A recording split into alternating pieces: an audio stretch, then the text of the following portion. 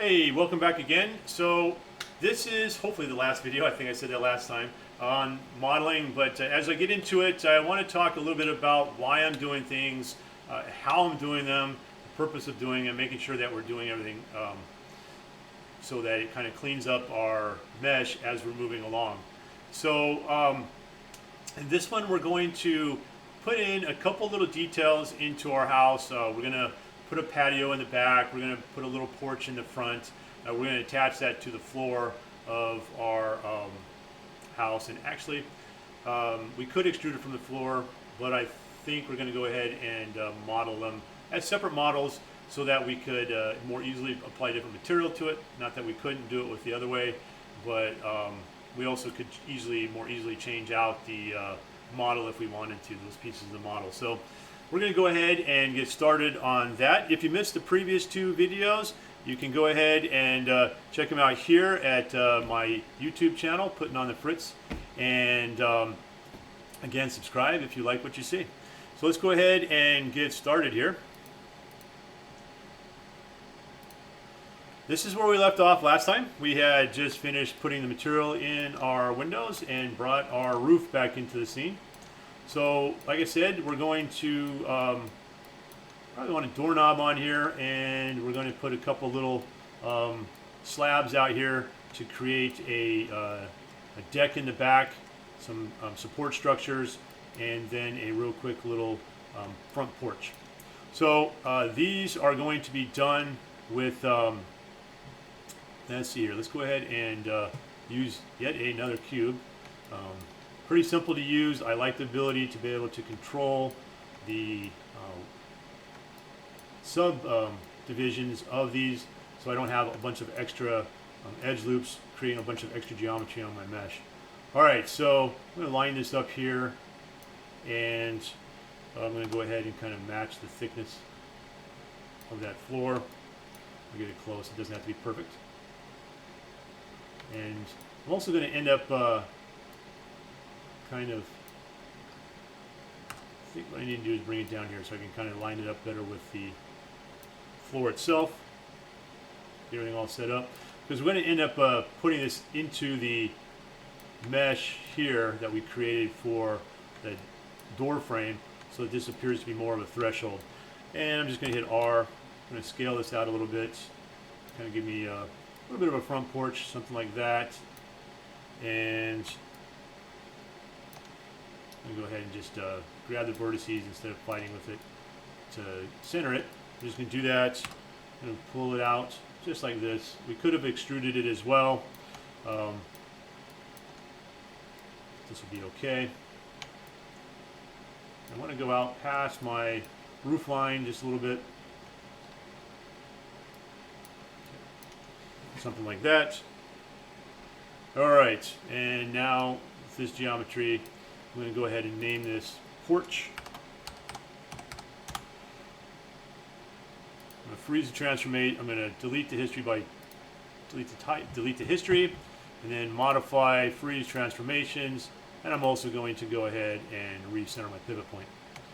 Okay, now that's the beginning of the front porch. Since it's already large enough and it's easy to see, we're just going to go ahead and duplicate it. I'm going to pull it out back. Get it lined up.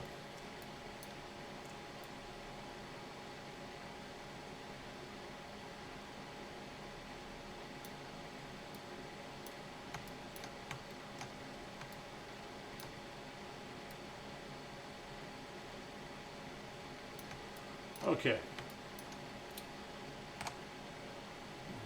Grow this out.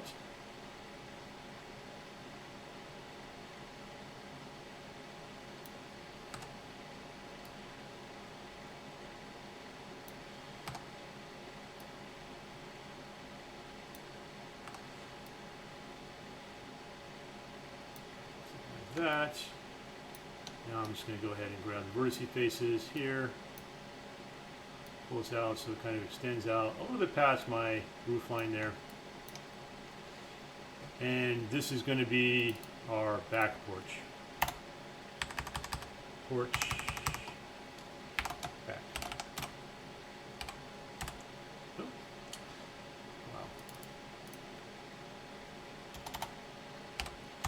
Okay, so now I've got that set up. The next thing I want to do is put in some supports along the back here, since this roof line is so long, and put a couple here in the front, around the front of the door, just to give it some appearance. And we're going to go ahead with yet another cube. Yeah, I think I'll just use a cube for this one. Now you could use a cylinder if you want to make them round. The cylinder is easy to use. And I am going to first set this up so that it is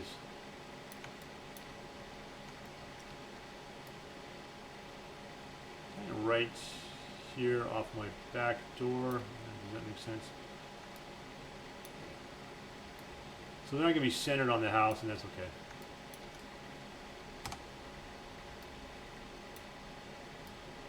So these are just going to be simple little models that we're going to apply some texture to.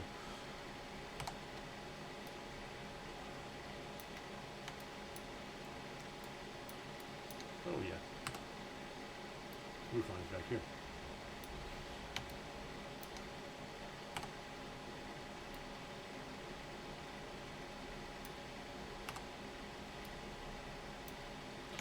And it's okay to stick it down into the patio material. Stick it a little bit into the roof.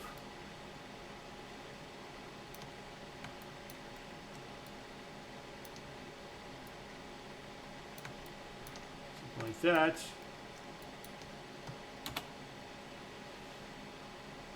Then we're going to go ahead and duplicate it.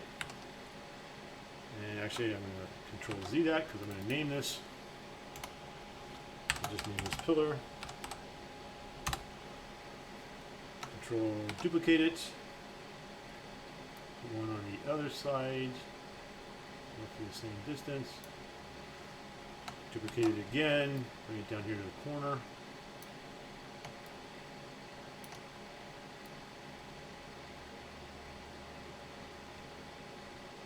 And this is where we may have wanted to make our patio bigger, so it went all the way out to the edge there.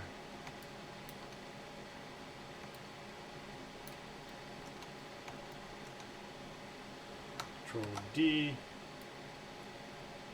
over here. I might come back and make those changes later. Like that. Grab these two. Control D to duplicate those. Pull them out front for the patio. Or the porch rather.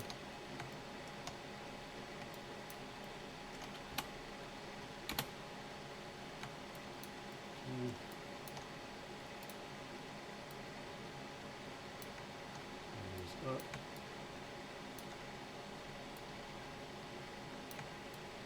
And because this roof is a little taller out front, I need to adjust it.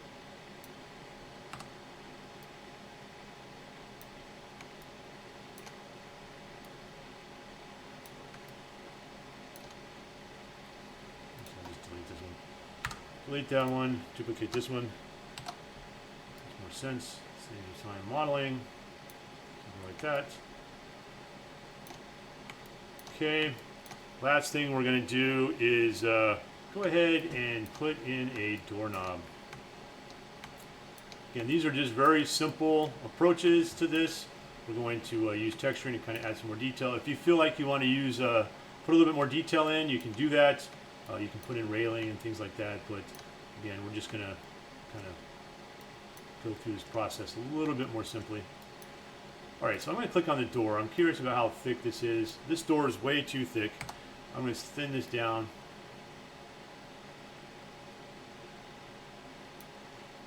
Now I'll put it back out there.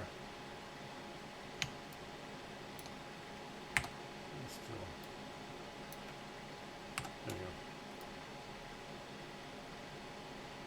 The opening. Okay.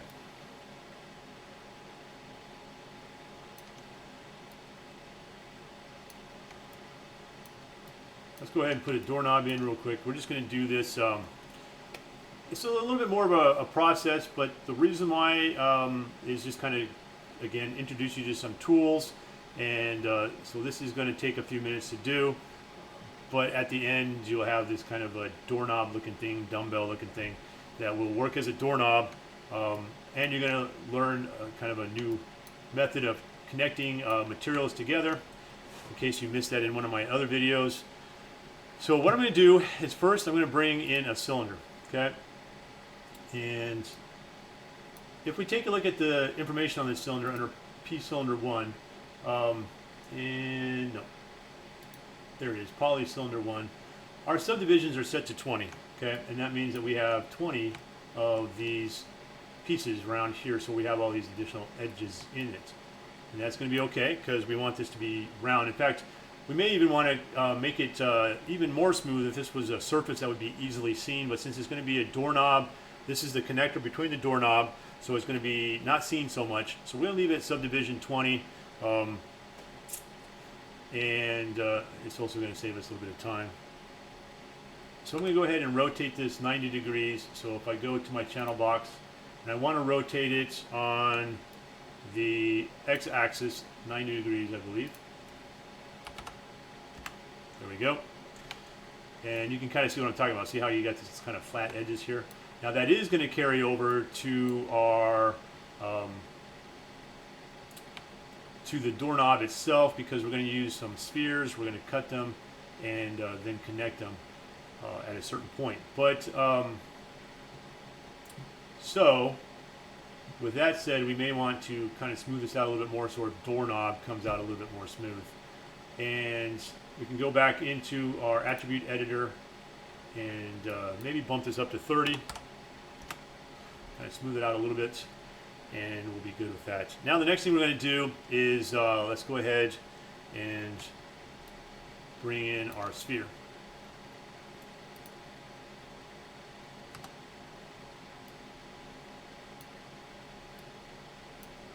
Again, if we take a look at our polysphere subdivision axis, and that's the one I'm really interested in. That might actually be the height, because I'm going to rotate this.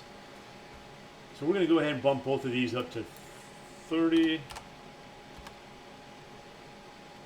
And let me see what that looks like. Actually, let me just change that one first.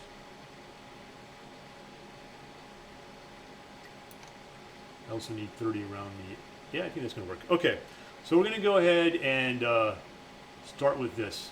And what I'm going to do is I'm going to rotate this again on the x-axis. And we can do that from here in the P-sphere 1. We don't need to keep going back to our channel box, so we just want to rotate things here also. And this again is on the x-axis, so X, Y, Z. So that is now kind of lined up like that. I'm going to scale this down a little bit evenly, so I'm going to use it from the middle. Line it up there. See where that kind of lines up.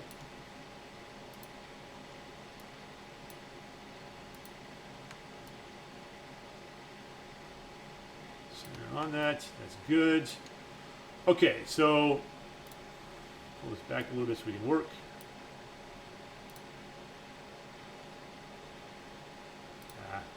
Didn't work the one I wanted to take out. All right, so go ahead and select faces on this, and I'm going to delete that face right there just to keep a visual idea of where we're working. Move this out of the way. Come back in here. So what I want to do is I want to delete all of these faces around here. And that's going to be pretty simple to do. We can just click on one, go to face mode rather, click on one, and then double click on the one next to it, hold shift, double click, and it should select the entire circle. I'm going to hit delete, and now with that done, I'm just going to kind of marquee select the rest of them and delete that. So now what I've done is I've just opened up a point on that sphere. For the cylinder, I'm going to go ahead and hit Control 1, and I'm going to rotate it. So I'm facing it this way. I'm going to select face, and I'm just going to put a little marquee select right here in the middle. So I've selected both ends of the cylinder, and I'm going to hit delete. Okay, hit Control 1, bring the globe back. So my little cylinder here, my little sphere, bring everything else back. go back to object mode, and I think I'm going to want to make this a little longer, and we can adjust it later if we need to. Now what I want to do is I'm going to bring this back up so they're kind of close together. Holding shift, I'm going to also select the sphere. So I've got the cylinder and the sphere selected. And what I need to do is I need to combine these into one, because what's going to ultimately happen is we're going to go around and we're going to target weld all of these vertices just as we did with the wall way at the very beginning of this series. So now I'm going to go ahead first and combine. So we're going to go to mesh and combine. We can also use this little tool right here, the little circle with two pieces of paper on top of it. But while we're in this tool, I also want to point out there's one called separate. So if you ever need to take meshes apart, you can use the separate as well. So we're going to use combine. Now they're all one piece. I can right click, go to vertice, and this is where we're going to start doing our target weld. Okay, so I'm going to go ahead and select one just to demonstrate it again. Click and drag it. I'm going to put all of these together. Yes, there are 30 of these. So I'm going to go ahead and pause while I do this real quick. And let me go ahead and, before I do that, Control Z, all of this, and Control Z one more time. I'm going to also make it so that they're no longer combined, because I want to duplicate this before we go any further. Okay, because I don't want to have to redo this work again. So I'm going to go ahead and come here and combine, quit the target weld tool. Should have thought of that first. So what I want to do is I'm going to go ahead and then I'm going to control duplicate this. And while we're doing this, these are all actually going to become one piece anyway. So we're going to end up renaming these here in a minute. So I'm going to go ahead and Control D my sphere 2. And what I'm going to do is just hit W. I'm going to rotate this out. So it's kind of like here. And what we're going to do is rotate this. So right now it's at 90 degrees. We're going to do negative 90 degrees, and it's going to just pop it around. We could have done some fancy things like, you know, mirrored this or, you know, other things like that. But we're going to just do the simple, straightforward way here and just make it so that we have all 3 of these. So now we are going to go ahead and select all of these, this time for real. And we're going to combine them using this tool right there. And we're going to do the target weld just as I was demonstrating a second ago. So again, go to vertices, use your target weld tool here, and start connecting these. Make sure you're connecting the straight ones right across. You don't want to cross connect them. You don't want to pull it like this way and make them sideways. You want to make sure you're connecting them as straight as possible. All right, so I'm going to go ahead and pause, let you do that while I work on mine. All right, I am back. So let's go ahead and take a look at this. We've now got it all connected. So I'm going to go ahead and go back into object mode and quit my tool so I can actually select it. So hit Q to deselect the target weld tool over here in your tray. And what we want to do is, like always, we want to go ahead and fix our geometry. So we're going to go ahead and go to Edit, Delete by Type, History. We're going to modify. We're going to freeze the transformations on this. And then I'm also going to center my pivot, make sure my pivot is correct. And it should be all good now. Down here, because everything's been combined, we no longer have 2 spheres and a cylinder. We have this P sphere 3, which is the last thing that we had selected in the group, and when we combined it. So it's going to take on that name. So we're going to go ahead and rename this Doorknob. Something like that. Okay. And it's probably too big, but we can scale it down. So if we hit the R key, we can scale it in the middle evenly. So we can make it bigger, smaller, whatever we need to do. And because of the way the geometry is set up, we can also select a bunch of vertices. And if we need to elongate the center point here, we can elongate it if we need to. Okay, one other thing that may be of interest is maybe also making it so it's a little thinner here.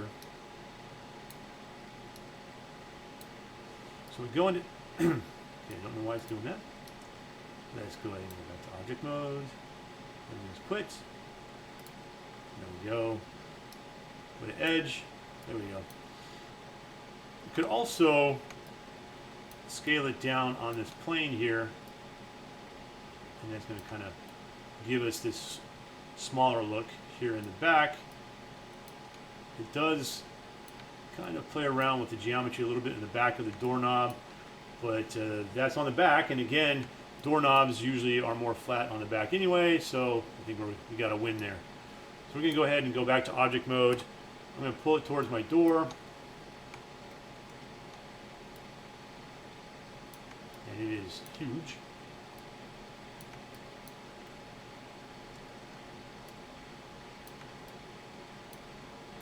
Okay. So let's go ahead and scale this down, okay? And I'm going to scale it down evenly from the middle. It's about the size I want it to be. And then we can compensate for everything else we need to. So again, clicking the center here, scale it down just a little bit.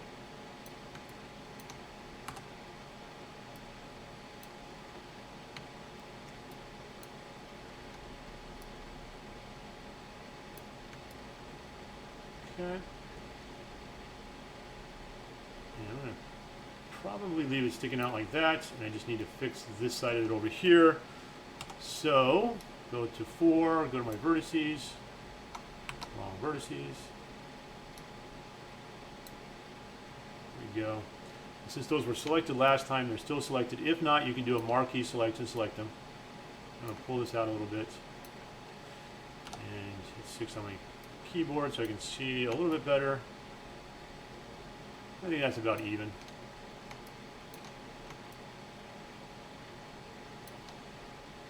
All right, now we have a doorknob. Go back to object mode. And that is going to be it for the modeling on this house. Okay, you know, if you wanted to, you could put in a little handle back here on your slider door for some more detail. But we're not going to do anything in the inside for this house right now. We're going to move forward. We're going to put in flooring. We'll go ahead and put in textures and things like that. But first we need to make our UVs. So the next video will be that where we're making our UVs. Don't forget to save your project every single time, and saving it multiple times while we're working is a good habit. I have not done that this entire time, so that is a bad example. But you should make sure you're saving it quite often.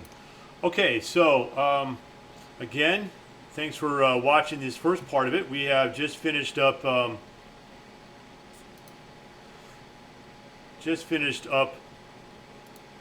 with our model, and now we can move forward and like I said, get into UVs, which are going to be a little bit more complicated, a lot more complicated than what we did on the bugs, only because we're going to try to set them up so that we can do texturing by exporting this model into Quixel Mixer and then painting in our